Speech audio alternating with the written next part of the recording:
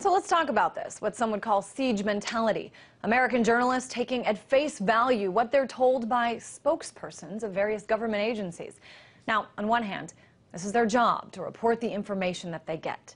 But where are those tough questions or those wait a second moments where certain things, I don't know, weapons of mass destruction in Iraq, drone attacks in Afghanistan, WikiLeaks as an evil entity in America, when are these things challenged? And yet when foreign governments talk, the media here is often too quick to judge. Investigative journalist Russ Baker is in our New York studio. Russ, also the author of Family of Secrets, The Bush Dynasty. Russ, let's talk first about this double standard that exists with so many branches of the mainstream media who are quick to question leaders from other countries, but often take what U.S. government leaders say and simply report it. Right. I just blogged about that on our site, whowhatwhy.com. I had noticed that the New York Times reported how when Vladimir Putin wanted to defend himself because of a leaked WikiLeaks document that reflected something negative about him, that he went on the Larry King show, and the Times commented about how Larry King throws softball questions, and this was why Putin went on there. And I thought that was interesting because I saw that the Times had never mentioned that all the American leaders also go on Larry King because he throws softball questions. That really shows a double standard right there.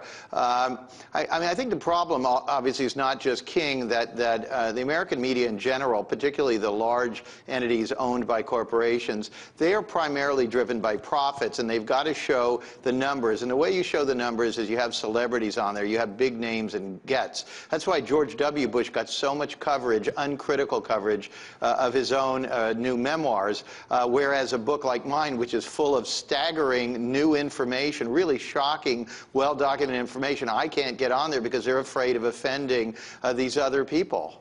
And I know that you have written extensively about the Bush family and questions that should have been asked but weren't. I'm wondering who stands to benefit from this approach of, as you say, the corporate journalist approach, all for profit.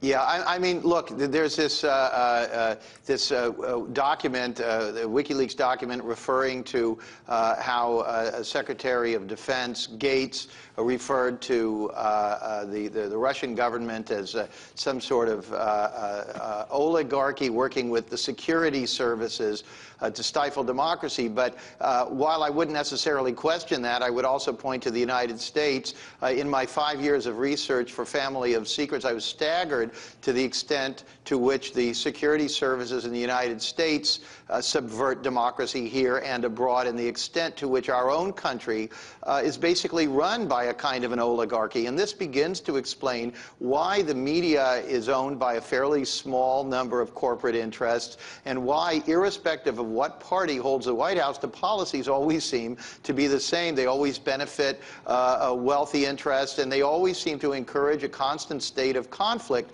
Conflict itself always benefiting the elites in the countries involved. Russ, I want to broaden this discussion just a little bit and talk about China. A lot of major finger pointing at China for, quote, stealing our jobs or kidnapping the U.S. economy. And then we have New York Mayor Michael Bloomberg, who went to China and said this. He said, I think in America, we've got to stop blaming the Chinese and blaming everybody else and take a look at ourselves. He says there's a country on the other side of the world that is taking their taxpayer dollars and trying to sell subsidized things so we can buy them cheaper and have better products, and we're going to criticize that. Now, Bloomberg got some flack for saying this. Yeah, I mean, that's a complex issue. I think it is true that China is in a position to do things that benefit it for now that they won't be able to do later.